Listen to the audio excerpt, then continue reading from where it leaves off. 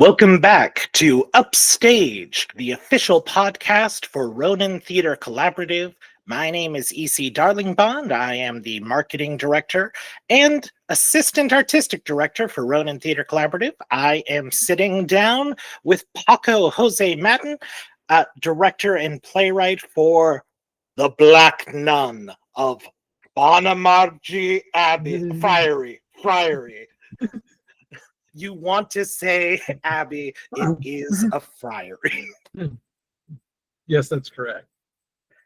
Both nuns in the actual friary itself, both nuns lived in one half and monks in the other. That's why it was a friary. Well, and this is all part of Haunted Castle, The Rot Beneath, a series of 6 short plays, all spread throughout the beautiful architecture of the Irish Cultural Center and McClellan Library. So, Paco, you are directing. You are also the playwright for your show. What is, as much as you can tell us without spoilers, of course, what is the show about other than there is a nun? Well, the story is about how this particular nun became a ghost. It's partly based on fact, partly based on fiction. Julia McQuillan, who's the Black Nun of Black Nun, was an actual nun. I can't remember if it was the 15 or 1600s. She passed away. And there's a legend in Ireland that she now haunts the priory. Oh, how long? When you were writing the show, was this something you already knew about, or was this something you found in the course of doing research? Like, how long did it take you to write the show? I don't know exactly how I came across. I didn't know about the story. I don't remember exactly how I came across this particular legend of both Irish mythology and fact, but I came across it, and I think the first draft was very, very bare. There wasn't a lot of backstory to the characters. It was maybe around 7 pages. It followed pretty closely to the facts of the original story. As I continued to develop the play, try to make it spookier and scarier, it became a lot more fictionalized. So the basic plot is based on an actual story from the Black Nun of Bonamargy Friary, in which Julia McQuillan is inside the friary. Someone comes to her door, wants to be let in. She initially refuses to let this person in because they're a sinner. She lets the person in, and eventually, and then this sort of spirit overtakes the person, passes away, and but some sort of heavenly glow comes across this person, and she whispers some words, we don't know what, to the Black Nun. It doesn't necessarily happen that particular day, but there is a bit of legend that that the Black Nun supposedly fell down a set of stairs and died, and now haunts the friary. So all of that is in the story itself. Everything else that occurs is fictionalized. I have to say, I love the fact that technically they're like, in the making of this myth, they said like, yeah, one day somebody showed up, heavenly glow, all about them. And eventually she fell down the stairs and is now a ghost. As if there's like, they may be related, may not be related. Hard to say what exactly caused her to become a ghost. But it was a pretty weird time. Yes, I guess, yes. I guess if you go to And of course, mysterious, and that's just one of the legends. I think there are a couple of others. That was the one that I gravitated towards the most. There's actually a really nice video recording of someone telling the story, that particular story, and I was really drawn to that story when I was developing the play. okay.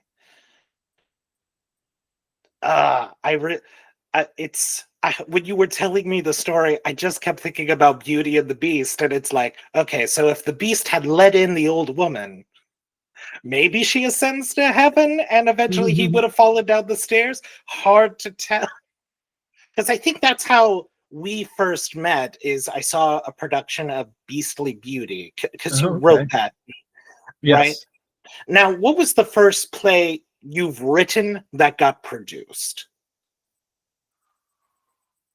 It was probably I believe it was probably one of my, another short of mine while I was living in DC that got produced. I think I know I wasn't able to see it. I can't remember if I was out of town. I know I was out of town at the time.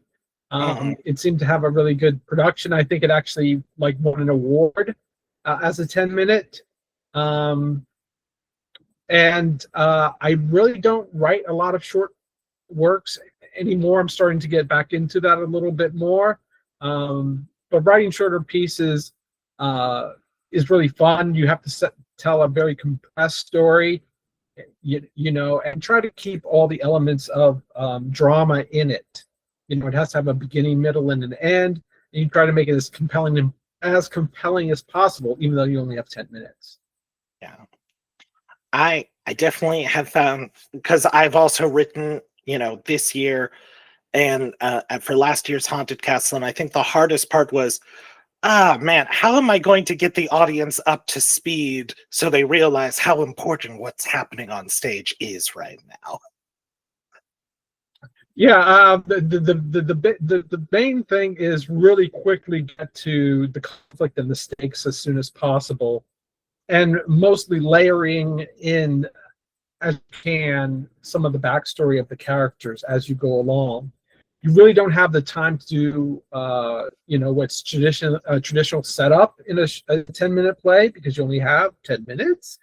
So you have to kind of establish the characters quickly and then go from there. Yeah. I mean, we've all been to like an awkward family gathering at some point in our lives where, you know, a parent or a loved one said, like, here's the players you need to know. There's X, Y, and Z. You don't talk to X about Z. You don't talk to Z about Y. You'll get it. You'll see the tension in the room. Exactly. Yeah. For now, I've known that several of your plays are also in the horror genre. What other shows have you written? Have they always been like horror shows? Was that always the first love, or was that something you came to over time?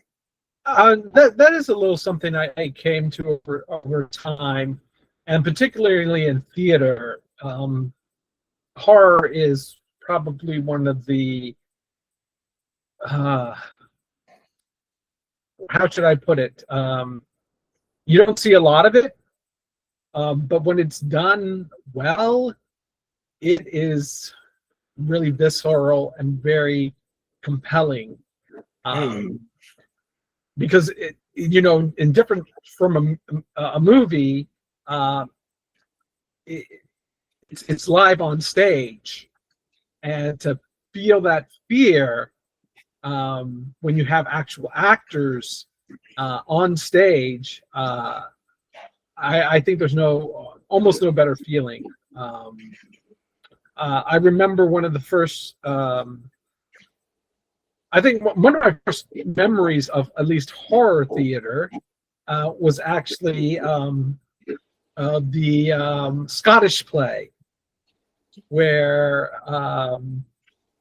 he who shall not be named came out immediately after a battle, and he was carrying a severed head. And this was a small, intimate theater, and the head itself was very realistic. And I was like, It was the first thing that really happened in that particular production, and that's why I say, the visceral nature of horror in theater is very startling. It's something you don't see often, so it's a little bit more unexpected for audiences. And so that's some of the things that has drawn me to horror in theater. And I do have a couple of pieces of, both screenplays and stage plays, but I've gravitated a little bit more towards the horror genre, at least over the last couple of years. Yeah. What plays are you working on right now that are coming up that fit in that theme?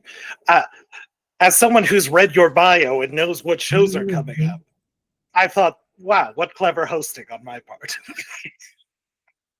Well, actually, when I was writing for Haunted Castle, I actually had three horror plays that I submitted, just for the production to choose one. Not that they use all three, and basically they said choose whichever one you like. And at that time, I chose the least developed play of all the three, which was the Black Nun. I didn't have a backstory for most of the characters. All that developed a little bit after I decided I was going to do that play. And the reason I chose that play is it is a little bit more interactive and immersive than the other two were. So I just said, I'm going to go with this. I'm going to see how this develops. And so far, I've been pleased by the results. Now, everything is going to really be dependent not on the actors' performances, really on the technical elements, I think, of the play. We can pull a lot of the lighting and sound cues off. I think it's going to be something people will remember. Yeah. Is that why you also like to direct your plays? Just so, maybe not from a control point of view, but just more like, if it's on me, I know it's going to get done. Mm-hmm. I rarely direct my own work. Really? I've only done it. I've done it occasionally. I do like to collaborate with directors. I don't know why I would just direct this particular piece, except I also want to, since I don't direct often, when I'm given that opportunity, sometimes I usually jump on it, just so I can get some of that experience. I've mostly directed my own work. I think I've only, actually, I want to say, I think I've only directed, well, no, I directed one play when I was really young in high school. And then I produced a couple of my plays myself and directed those. I directed someone else's play a couple of years ago, and now I'm directing this one. What was the play you directed in high school? Do you still remember? God. No Sex, Please, We're British. What? What high school did you go to? It's a pretty clean play. It wasn't actually at high school. It was at this arts center for a summer program. They let me choose the play. I can't remember why I chose this particular play, except that it was hilarious, and it did very well. It's kind of it's not dirty at all, or at least not what's the right word for it? Obviously dirty, I would say. It's a little bit more clever in terms of that. I can't. It was so long ago. I don't even remember what the play was about.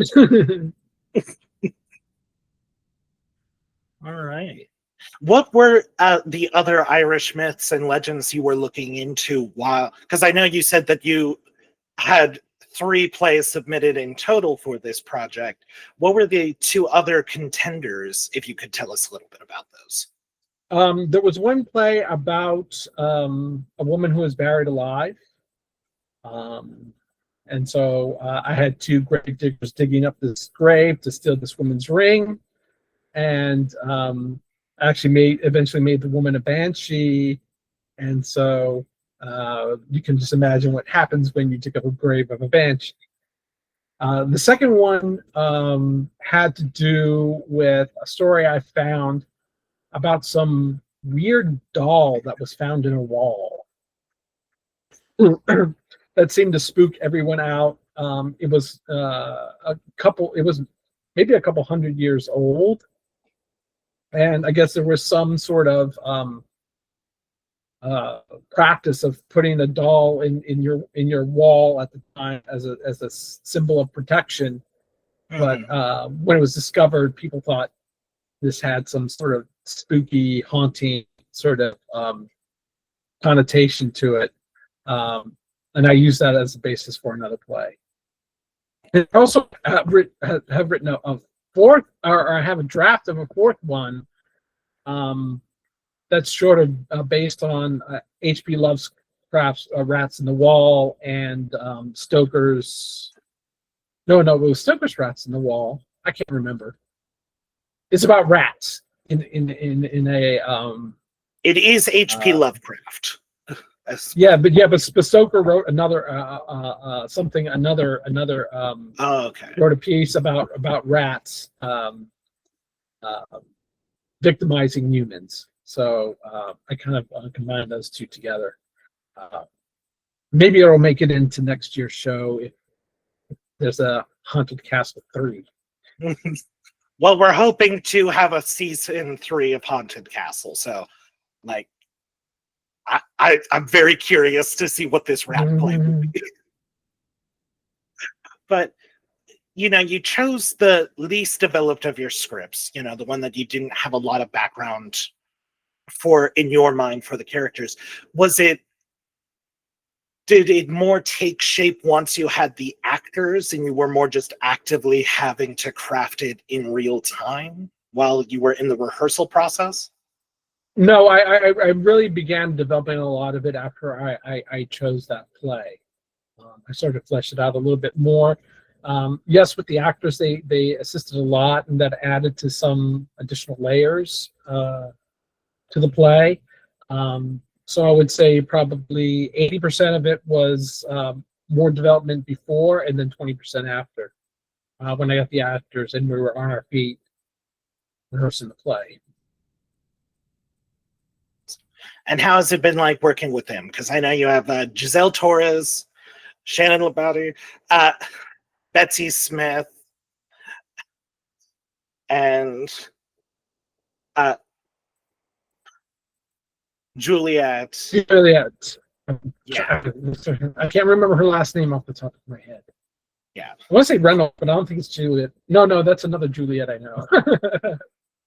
How many Juliets do you know, Paco? Just those 2. Crazy. That would be so. Okay, let me take. I have the cast list. I should just pull that up on my phone. Easiest thing in the world to do. But it's been a real pleasure working with the cast. They really have put their heart into the play. I have had to pull back some actors a little bit just because they're so enthusiastic. But they each do a very wonderful job. I couldn't be happier with the cast and their performances. I just hope that eventually translates into a live performance. Yeah, Juliet. That's the only concern I have, is hopefully it all translates during the live performance. Oh, I'm sure it will. Like, I was able to sit in on our traveling rehearsal day. I had a great time. I think the people in the park had a great time, especially. Yeah. I still keep thinking of what that one guy said, like, I was really unsure what was happening until we got to the end, and then I put it together like, oh, this is a play. Yeah, at least that's our first reaction, sort of live. which was wonderful to see that, someone felt compelled enough to what's going on, because it seems like something interesting is going on, and I hope to receive similar reactions once it's all put together and we are before a live audience for Haunted Castle. Now, once the show goes up this coming week on October 23rd, are you planning to be there for every show? Are you going to be helping backstage, or are you just like, my work here is done? Well, the thing is, I work evenings as a bartender, so there was no way I could take that much time off. So I'm just going to try to make it to the play when I'm available. But it's really going to rest on the cast, and we're hoping we have someone to help us run tech. If not, we are going to prepare the cast to run the tech themselves.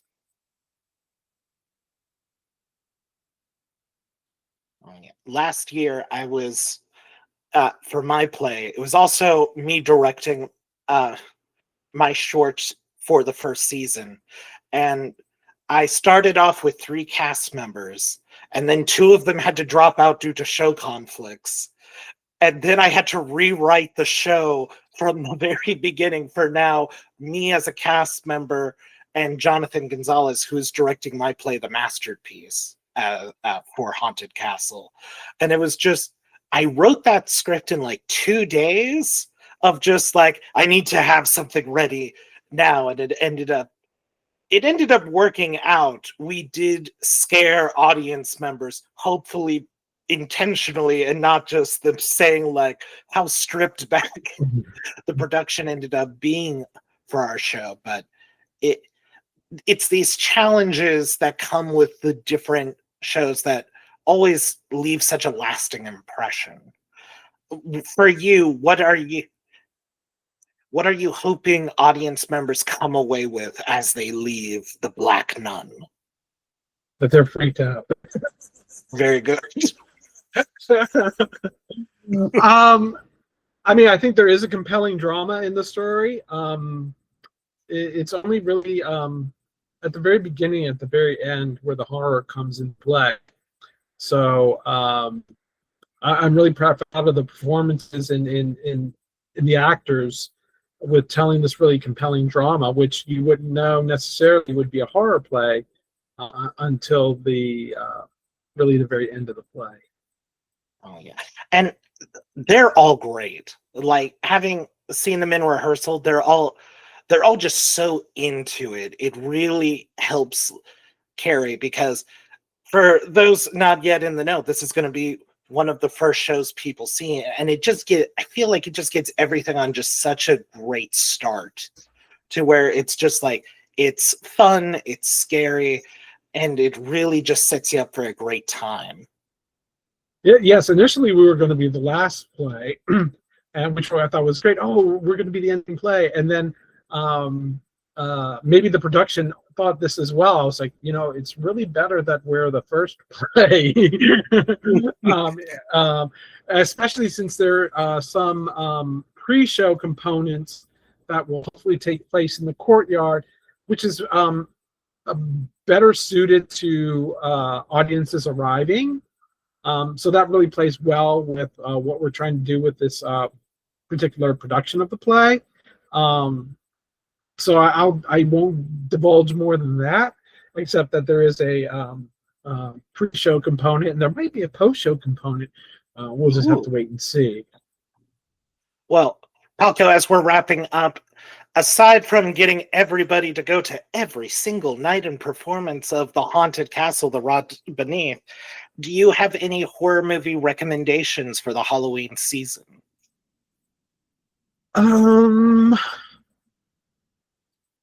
I guess one of my favorite sort of scary movies, I wouldn't say it is the favorite of mine, but it is a favorite, happens to be the Harold and Maude.